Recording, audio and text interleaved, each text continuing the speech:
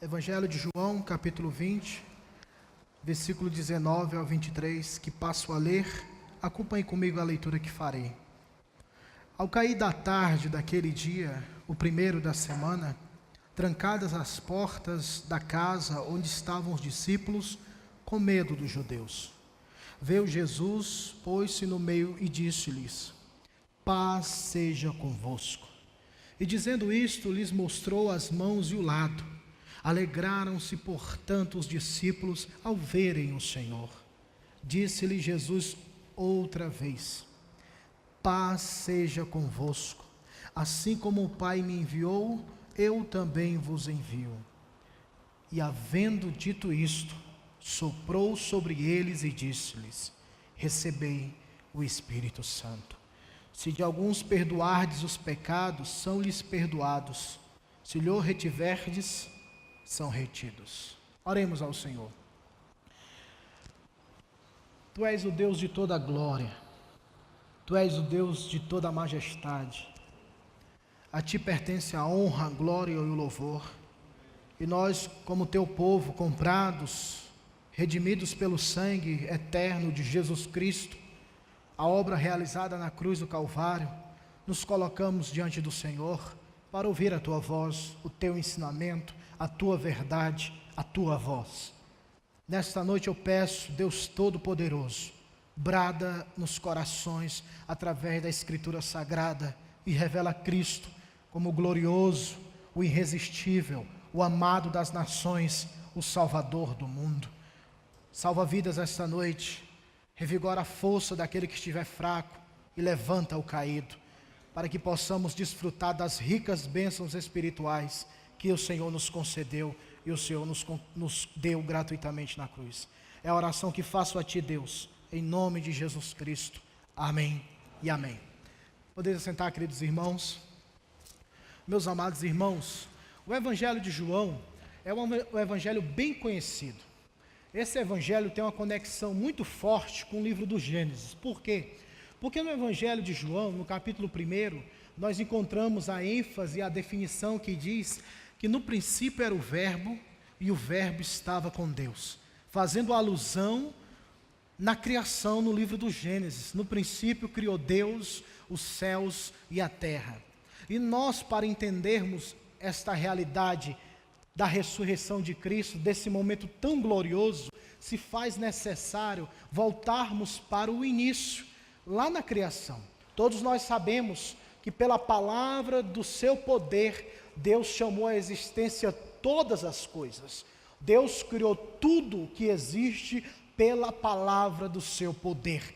Deus constituiu céus e terra, fez a separação, a luz, o sol, tudo fora criado pela palavra do Senhor, pela palavra do seu poder. Nesse desdobramento da criação, no conselho da Santíssima Trindade, Pai, Filho e Espírito Santo disseram: façamos o homem conforme a nossa imagem e nossa semelhança. E a Bíblia diz que Deus formou o homem do pó da terra. No livro do Gênesis está escrito que Deus soprou nas narinas do homem, e a partir daquele momento o homem passou a ser alma vivente. Ou seja, o homem começou a se relacionar com Deus, ter comunhão com Ele, viver na presença dEle. Todavia Deus viu que não era bom que o homem estivesse sozinho. Far-lhe-ei uma adjuntora, disse o Senhor, e da costela de Adão, enquanto ele dormia, Deus preparou a sua esposa. Um projeto maravilhoso, abençoador. E Deus disse a Adão e Eva, o único casal da terra, uma única ordem, um único mandamento: de todas as frutas, de todas as árvores do jardim poderiam comer livremente, mas da árvore do conhecimento do bem e do mal não poderiam comer, porque no dia que comerdes, certamente morreriam. Nós entendemos pela Bíblia Sagrada que Satanás, incorporado em uma serpente, aproxima-se de Eva, puxa um diálogo, uma conversa, e pergunta algo que era taxativo, que era claro, que Deus transmitiu à sua criação, dizendo que não comessem do fruto proibido.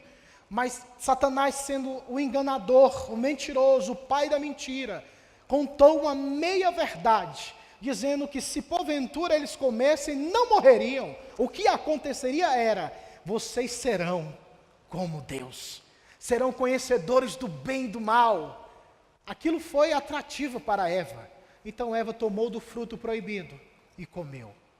Logo em seguida, ela repassa para o seu esposo. Vendo que a fruta era boa, Adão comeu. No momento que Adão comeu do fruto proibido, eles perceberam que estavam nus. Eles se esconderam. Porque na viração do dia, diz a palavra de Deus, que Deus falava com a sua criação. Ouviu-se um brado no jardim. Ouviu-se um brado na face da terra: Adão, onde tu estás? Para mim é o segundo brado mais impactante da Bíblia Sagrada. Esse é o primeiro. O Deus Todo-Poderoso, dos céus à terra, só existia um casal na terra. E este casal, Deus procura através da sua voz dizendo: Adão, onde tu estás? Você parou para pensar por que Deus fez essa pergunta? Só tinha um casal e eles sabiam onde eles estavam, fato. Para se cumprir o que está escrito no profeta Isaías, e o próprio pastor Adriano comentou aqui essa noite: o que faz separação entre nós e o nosso Deus são os nossos pecados, e o que encobre as nossas vidas da face do seu rosto são as nossas iniquidades. Naquele momento Adão estava revestido, adornado pela mancha do pecado. E Deus não compactua, Deus não se harmoniza, não existe melodia, não existe nota harmônica entre o pecado e Deus. E Adão, o que foi que Adão fez? A Bíblia diz que ele respondeu dizendo: Deus, Senhor, eu ouvi a tua voz, eu fiquei com medo e me escondi, porque estava nu. Deus disse: quem te mostrou que estava nu? Comeste do fruto proibido? A mulher que tu me destes. É interessante que ele nem responde, não é verdade? Ele culpa logo a esposa. O problema já começa aí dentro de casa, né? A coitada, a desprezada, foi utilitária naquele momento. Foi ela. E olha que a culpa é tua e dela. Eu não tenho nada a ver com isso, porque foi tu que me deste. Deus aproxima-se de Eva e disse: Eva, quem te enganou? Ela disse: Senhor, a serpente me enganou. Deus chama a serpente, Eva e Adão para o primeiro tribunal da humanidade. Deus diz para Eva que multiplicaria grandemente as dores de parto. Com dores terás filho. O teu desejo será para o teu marido e ele te dominará. Deus aproxima-se de Adão e fala a Adão dizendo: Adão, por culpa tua. Ou seja, você colocou a culpa na mulher, mas a culpa é tua. Por culpa tua a terra é maldita. Espinhos e abrolhos produzirão. Trabalharás e comerás o pão de cada dia, do suor do teu rosto tirarás o pão de cada dia, até que voltes ao pó. Porque do pó fostes tirado, e ao pó retornarás. O caos estava estabelecido, não é verdade, irmãos, para nós? A serpente tentou tripudiar, bagunçar o plano de Deus. Mas com Deus, nós sempre temos uma chance. Com o Senhor Deus, que é o Deus da misericórdia, nós sempre temos uma chance, uma segunda chance. Deus disse para a serpente: malditas és entre todas as animais, comerás por todos os dias da tua vida. Colocarei inimizade entre ti e esta mulher, entre a tua descendência e a descendência desta. E esta esmagará a tua cabeça, e tu lhe ferirás o calcanhar. Sabe o que Deus estava dizendo? Esta mulher aqui, eu vou escolher essa mulher, a desprezada, a abandonada, a que foi utilizada para propósitos pessoais. Eu vou usar essa mulher e da semente dela nascerá um que destruirá o teu império. Porque Satanás sabe muito bem, saberá que Deus pune o pecado. E na presença dele não há comunhão, por isso que posteriormente Deus expulsa Adão e Eva do jardim, para que não comessem da árvore da vida eterna, para que não se tornassem assim Satanás. Pecado eternamente, não haveria redenção. Mas Deus é tão bom que abriu uma porta de escape. E essa porta foi dita, falada, pregada, profetizada pelo próprio Deus, que nasceria um da semente daquela mulher. A história do Antigo Testamento começa. Essa peleja, essa luta das duas sementes. Mas Deus levanta homens para que a semente que Deus estabeleceu perpetuasse. Deus levanta Moisés dizendo: Deus levantará um profeta maior do que eu. A esse vocês devem ouvir.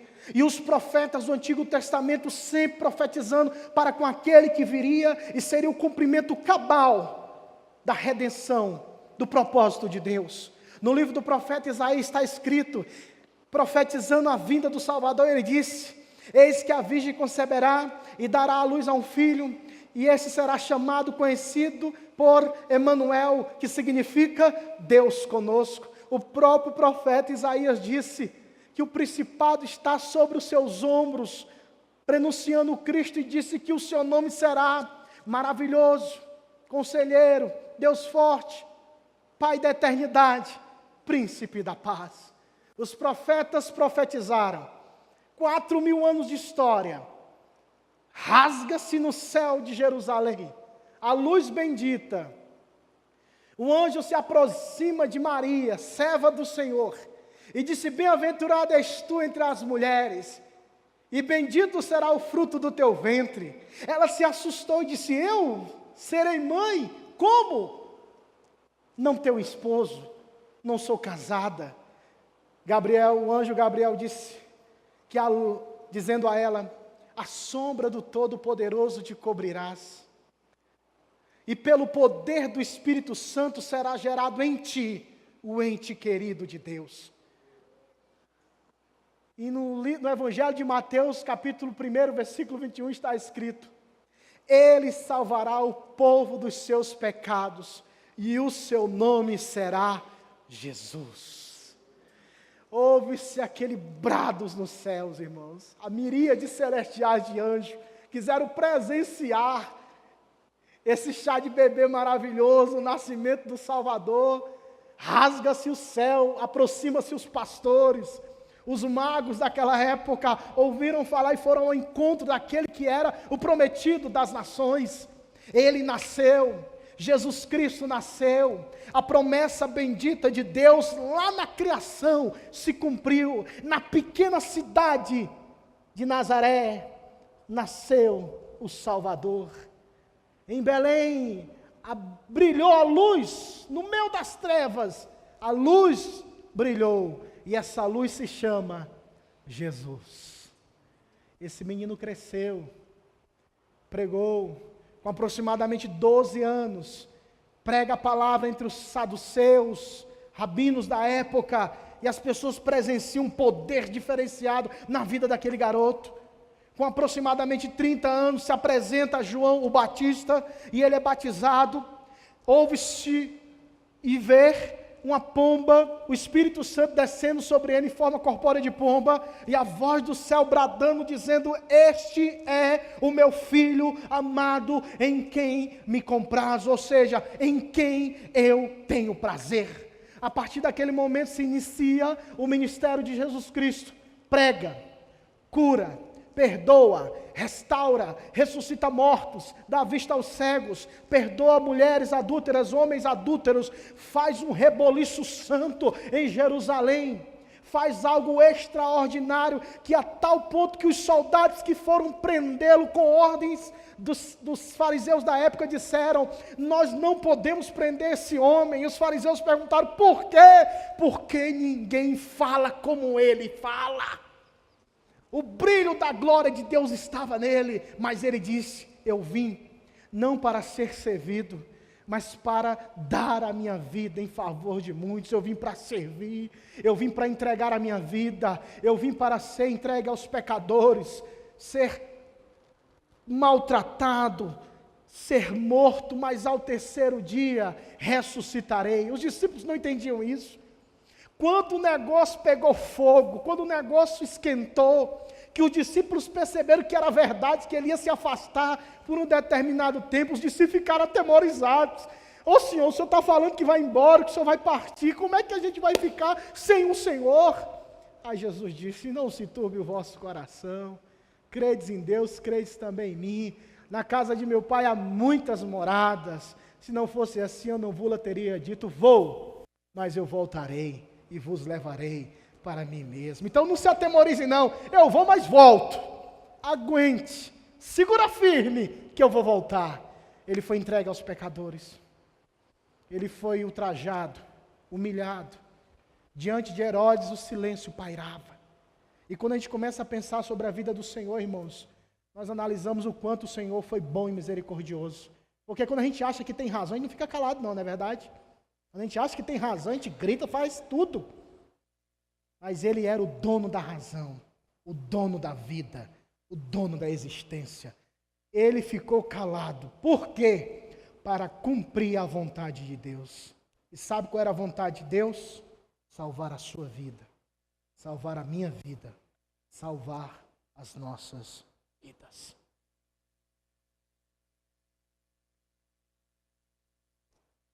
Ele foi entregue,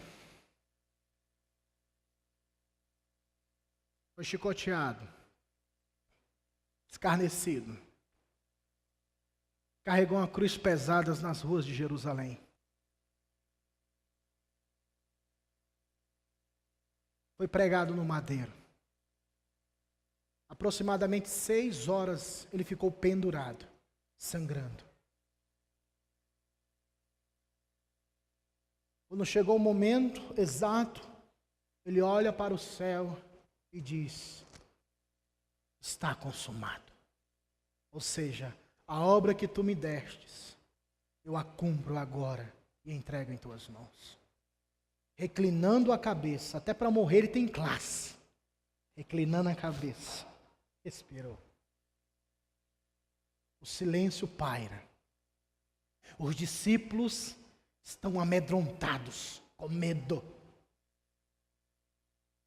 Mas ao terceiro dia, desce um anjo do céu, numa linguagem bem jovial, penso eu, deu um bicudo naquela pedra.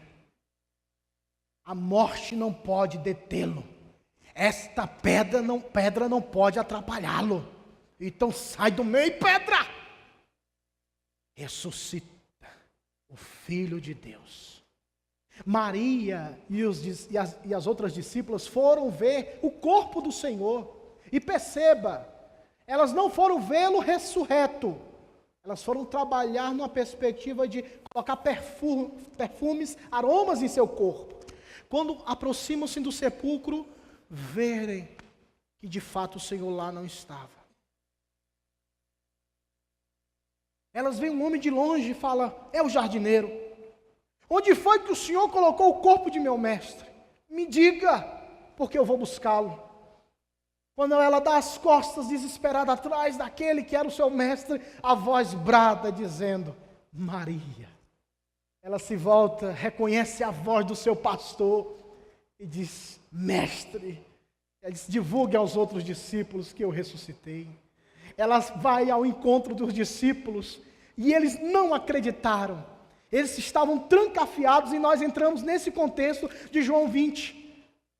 Jesus apresenta-se diante deles e a Bíblia diz que eles estavam trancados com medo dos judeus. Jesus apresenta-se diante dele e disse: paz seja convosco. E a Bíblia diz que quando eles viram o Senhor, alegraram. E novamente ele reitera dizendo: paz seja convosco. Assim como o Pai me enviou, eu também vos envio. E tendo dito isso, soprou e disse: recebei o Espírito Santo. O que nós aprendemos dentro desse contexto sobre as bênçãos da ressurreição? Primeiro de tudo, aqueles que são abençoados e creem na ressurreição de Jesus Cristo, eles são libertos do medo. Inúmeras bênçãos que a ressurreição alcança aqueles que creem, A primeira delas que nós observamos é a libertação do medo. Vem cá. Qual era o sentimento que pairava nos discípulos antes do Senhor adentrar no meio deles?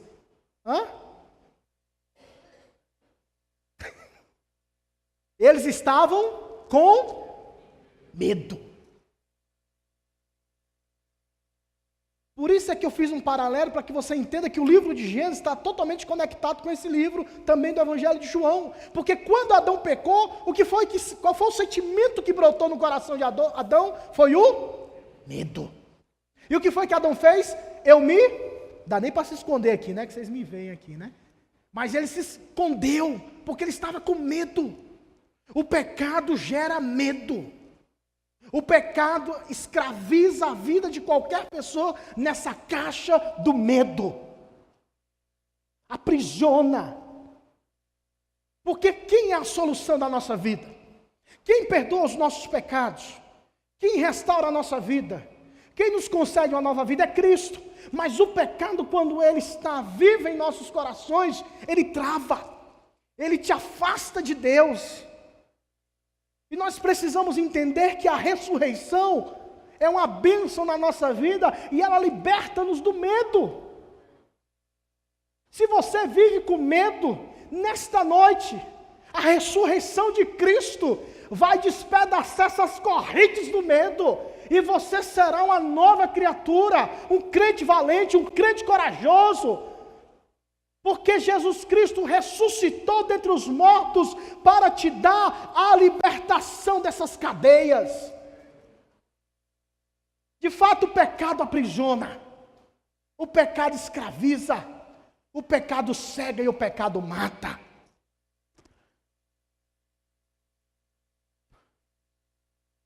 O pecado tem essa força. Eu me lembro, tinha um colega por nome David que pregava a palavra de Deus para mim, aos meus 17 anos. Eu sempre falava que eu não queria ir para a igreja. Dizer que igreja era um negócio sem gosto. Eu estava salvo. Quem está do lado de fora, pela morte espiritual, não consegue vislumbrar o quão gostoso é ser crente em Jesus Cristo. E eu do lado de fora não entendia isso. E não tinha prazer. Quando eu me aproximava, aí o medo aflorava. Eu criava o cobertor, usava o cobertor da carnalidade, dos prazeres, para não querer ir para a igreja. Mas o problema era mais na alma. E quando eu me aproximava na porta do templo, eu não tinha coragem de entrar dentro da igreja. Eu falava, vamos sentar comigo ali. Eu disse, eu não vou não. Eu não tenho coragem de entrar no meio de vocês. Eu não sou digno de sentar aí dentro. E ficava lá na porta. Ele ficava do meu lado. Mas eu vou ficar do seu lado para a gente ouvir a palavra juntos. Mas aquele momento que o pastor pregava era algo confrontador. E eu queria fugir. E as pessoas que estão do lado de fora, elas têm esse medo. Elas fogem desse encontro. Porque ela sabe que Deus é santo e que nós somos pecadores e que somente Ele pode perdoar. Mas sem Cristo, o medo maltrata, porque Deus, para aqueles que têm medo ainda, é um Deus que se apresenta a Ele como juiz, como aquele que vai punir o pecado, aquele que vai punir o pecador. Fora de Cristo, o medo paira. Fora de Cristo, Deus é juiz, mas em Cristo Deus é amor. Fora de Cristo, a presença de Deus causa terror, medo. Mas em Cristo, a presença de Deus traz delícias perpetuamente, como disse o salmista. Em Cristo, a presença de Deus é gloriosa, é gostosa, é maravilhosa, é algo extraordinário que palavras não podem descrever. O que faltava na minha vida naquela época era Cristo. E quando Cristo entrou na minha vida, hoje eu não mais fujo da presença dEle. Você não pode mais fugir da presença dEle, porque em Cristo Deus te dá o perdão. Por isso que Ele ressuscitou, para libertar você das cadeias do medo. Se você quer essa liberdade, creia na ressurreição de Jesus Cristo. Creia que Ele venceu a morte. Creia que Ele venceu o pecado. creia que Ele é o enviado de Deus, creia em Jesus Cristo. Eis a primeira bênção da ressurreição dentro desse contexto. A segunda bênção que o texto nos ensina é o júbilo. Por quê? Porque quando eles viram o Senhor, a Bíblia diz o quê? Eles se... Aí vocês participam comigo, tá bom? Daquele mesmo esquema que a gente fez domingo a última vez, tá bom? Pressupõe que quando a gente fala, aí vocês continuam, tá bom? O que foi que aconteceu? Os discípulos se... Dá um sorriso aí, crente. Você tem Jesus na vida? Eu costumo dizia muito e falo e vou falar a vida toda. Eu sou cearense, mas eu não sou feliz, porque eu falo, cearense é bicho alegre, né? Cuidado, viu? Porque tem cearense que é bicho bruto também, viu? Ignorante que só. Tá aí o seu Lunga para provar isso. Mas eu sou alegre porque eu tenho Jesus Cristo. Eu sou feliz porque eu tenho Jesus Cristo. E você deve ser jubiloso de alegria porque você tem Jesus Cristo.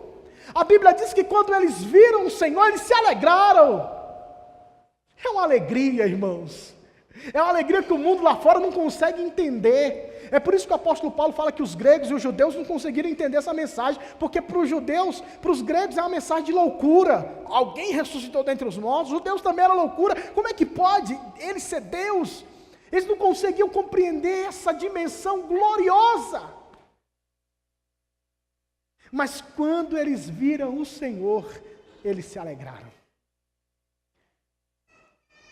Quem viu Jesus Cristo aqui? Levante o braço. Eu nunca vi o Senhor, mas eu creio que Ele vivo está, porque a Escritura Sagrada me diz isso, e eu creio nessa palavra bendita. E às vezes nós procuramos um estereotipo, procuramos algumas manifestações externas e palpáveis para acreditarmos em Cristo. Eu tive uma experiência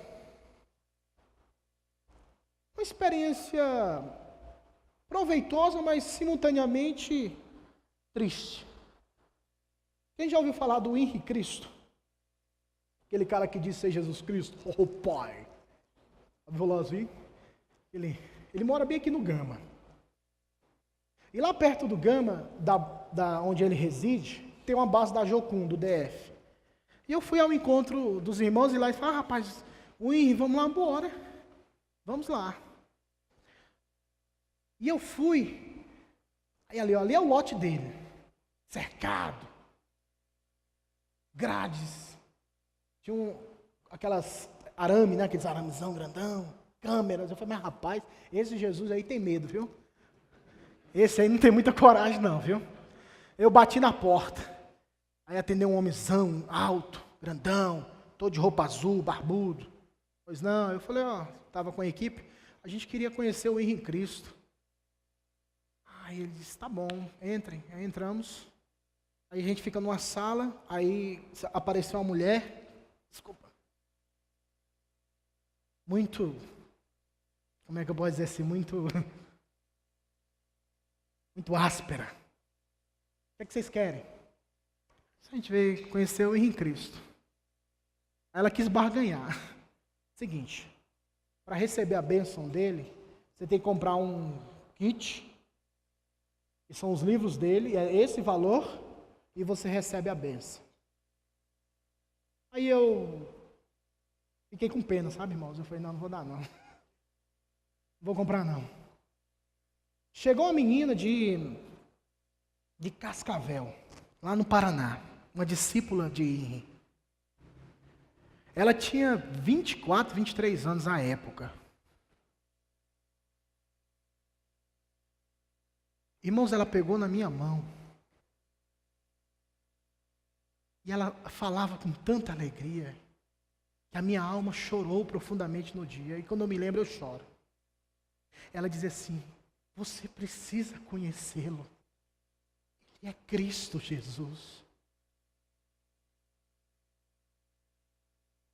Você precisa conhecê-lo. E ela sorria. E eu chorando por dentro, não chorei por fora, porque dizer que quando é crente ele se expulsa logo, que já foram uns crentes lá gritar, então eu não queria perder esse momento para poder evangelizar. E ela disse, quando eu o conheci em Cascavel, eu tinha 16 anos, eu abandonei tudo para segui-lo. 16 aos 24, 23, você tirei mais aproximadamente 7 anos aí. Uma moça abandonou tudo e falava com ímpeto, com alegria, com destemor de um homem falacioso, um homem que não é Jesus Cristo, mas ela era abordada por essa convicção.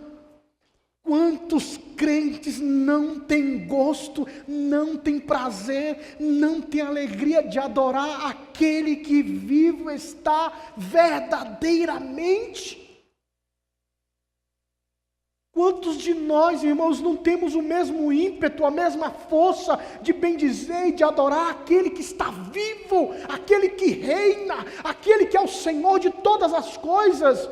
Nós temos o testemunho da Escritura, e a Escritura fala conosco pelo Espírito Santo, a nossa alma, que o nosso Deus está vivo, que Ele ressuscitou, que Ele vivo está. O nosso Deus não é como os deuses das nações, irmãos, tem olhos, mas não veem, tem boca, mas não falam, tem mão, mas não apalpam, tem pés, mas não andam, mas o nosso Deus está nos céus, e faz tudo o que lhe apraz. O nosso Deus se chama Jesus, e Ele vivo está. Isso gera alegria. Isso gera quebrantamento. Isso gera júbilo.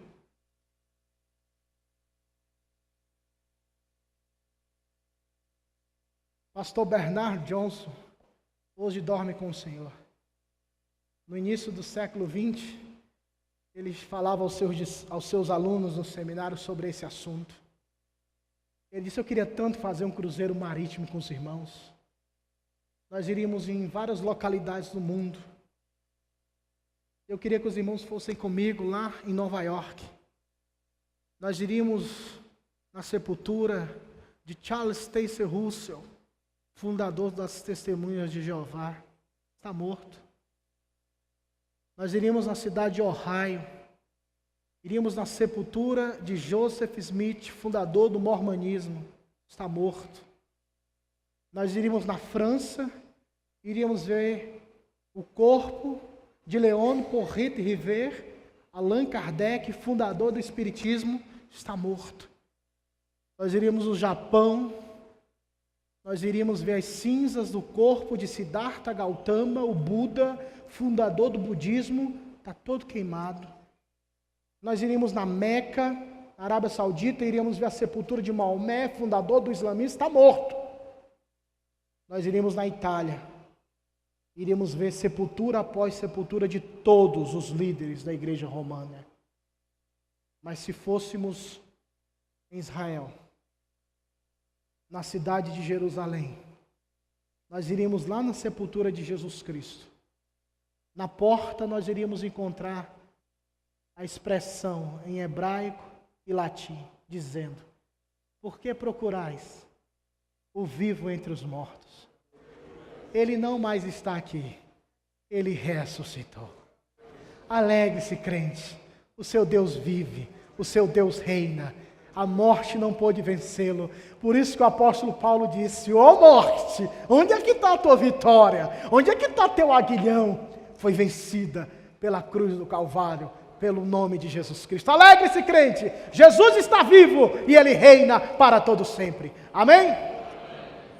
Que essa bênção alcance seu coração e você seja recheado, adornado dessa alegria. As bênçãos da ressurreição geram liberdade, júbilo, mas também, de fato, como diz o texto, ela é uma bênção poderosa. Vamos finalizar nesses 3 pontos.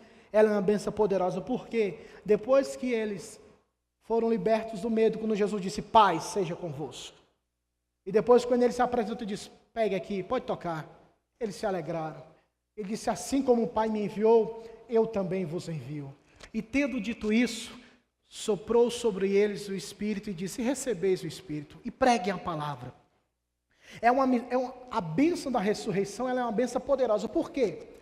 Lembrem-se que quando nós estávamos lá expondo o livro do Gênesis, o homem foi feito do pó da terra. O que foi que Deus fez para que o homem passasse a ser alma vivente? Deus soprou. Eu estou falando de um sopro divino, não estou falando desse sopro desse doido que fica soprando em cima dos outros e babando os outros aí não, viu? Eu estou falando do sopro divino que gera vida.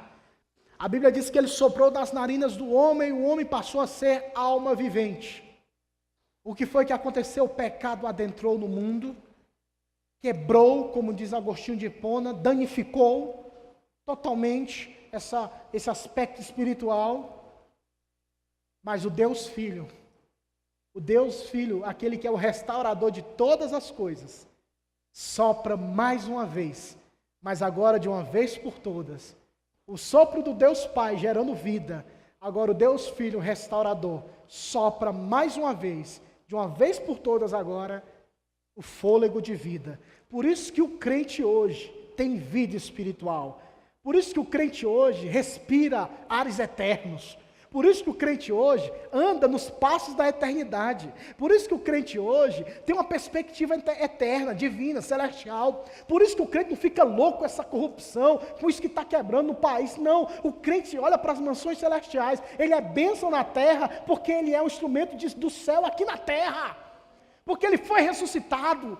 Ele vive com Cristo ressuscitou, o crente ressuscitou também, Jesus veio da morte, agora ele gera vida nos nossos corações, por isso que a bênção da ressurreição é uma bênção poderosa na vida do crente. Por isso que o apóstolo Paulo fala, ora aquele que é poderoso para fazer infinitamente mais, além daquilo que pedimos ou pensamos, segundo o poder que opera em nós. Há um poder na vida do crente, há um poder na nossa vida, e esse poder se chama a presença do Espírito Santo de Deus. E dentro desse contexto, é um contexto de divulgação, de proclamação, de anunciação, daquele que vive e reina, daquele que ressuscitou.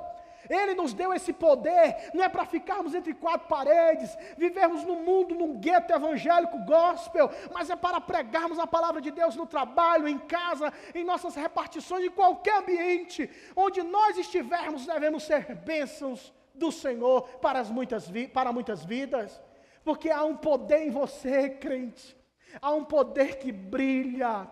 Por isso que o Senhor Jesus Cristo disse, assim brilha a vossa luz no meio dos homens, para que vendo as vossas boas obras, glorifiquem o vosso Pai que está nos céus. Isso só acontece porque o crente tem o Espírito Santo. Isso só acontece porque o crente tem o Espírito Santo de Deus. Se você nasceu de novo, se Deus te regenerou, se Deus transformou a sua vida, você não precisa de uma segunda bênção, você já tem o Espírito Santo, porque o apóstolo Paulo disse que no momento que cremos, fomos selados com o Espírito da promessa, o Espírito Santo habita em nós. E como disse o Senhor Jesus no Evangelho de João, o Espírito Santo tomaria o que é dele e anunciaria entre as nações. Quem fala através do pastor, dos pregadores, da vida do povo de Deus é o Espírito Santo. O Espírito Santo é quem testifica Cristo. O Espírito Santo é quem fala de Cristo. Está escrito no livro de Atos dos Apóstolos, capítulo 1, versículo 8. Mas recebereis poder ao descer sobre vós o Espírito Santo, e ser-me-eis testemunhas, tanto em Jerusalém como em toda a Judéia e Samaria, e até os confins da terra. Esta palavra testemunha significa aquele que está pronto a dar a sua própria vida por algo que testemunhou. Eu não vi a morte de Cristo, ninguém aqui viu a morte de Cristo, mas o Espírito Santo que habita em nós presenciou. A Santíssima Trindade estava ali na cruz, presenciando aquele ato bendito, e quem fala por nós é o Espírito Santo. Não temas, não tenha medo. Quem fala através de você é o Espírito Santo, é a Escritura Sagrada que habita ricamente em você, crente.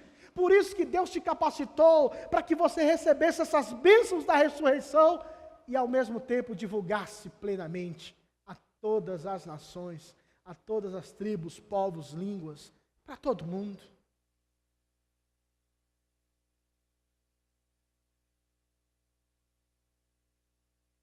Esta noite é noite de libertação. O Senhor Jesus te liberta do medo, através da ressurreição dele.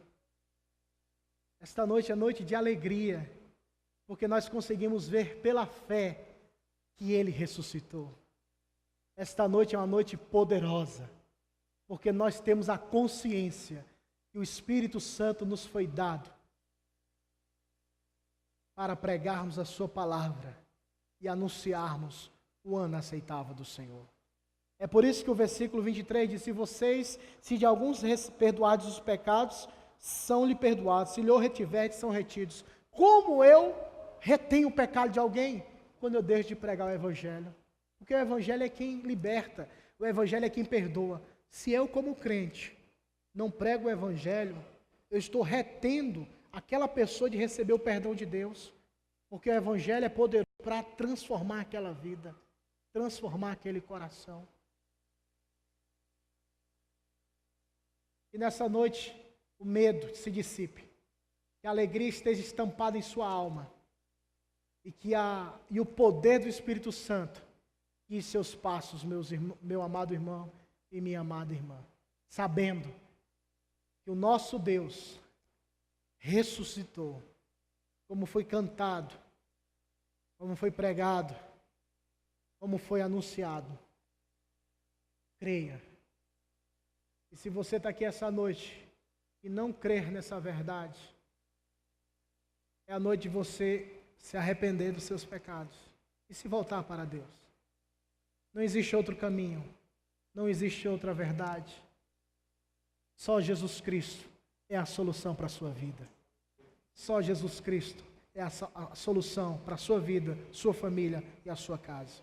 Ele veio para dar vida e vida com abundância. Mas é necessário crer. Creia e você verá maravilhas de Deus na sua vida.